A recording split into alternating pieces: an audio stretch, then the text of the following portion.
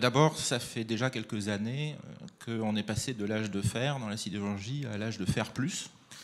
Donc ça veut dire quoi? Ça veut dire que la productivité, c'est dans nos gènes.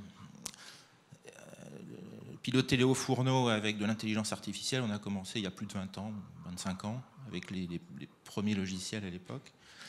La digitalisation aujourd'hui, c'est d'aller plus loin. Il y a des algorithmes plus pointus, davantage de données, des capteurs qui vont s'introduire dans des zones plus chaudes, plus poussiéreuses, dans des environnements plus complexes. Donc, qu'est-ce qu'on gagne avec ça? On gagne de la productivité, on gagne de la qualité produit. Et ça, c'est clairement un axe clé de développement.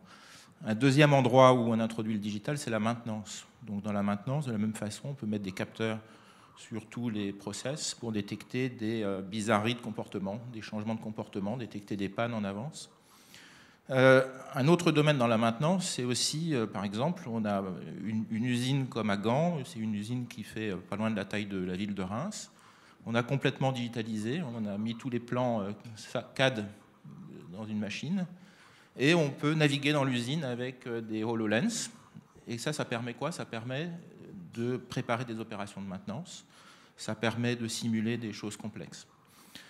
Les drones, on a, comme vous, développé des drones dans deux types d'applications, des surveillances de parcs très distants, les matières premières par exemple, mais aussi par exemple pour la surveillance de zones dangereuses. La sécurité, c'est un vrai problème chez nous, on a encore un nombre d'incidents mortels importants dans nos usines, et donc c'est la priorité 1, et à la fois développer ce genre d'application pour éviter que l'homme aille dans des zones dangereuses et soit exposé à des risques. C'est un élément. Un autre élément pour la sécurité, c'est aussi tous les équipements de sécurité intelligents avec des capteurs de gaz, des choses qui vont détecter si on va dans des zones mal protégées, etc. Et ça, c'est un autre axe extrêmement important de sécurité.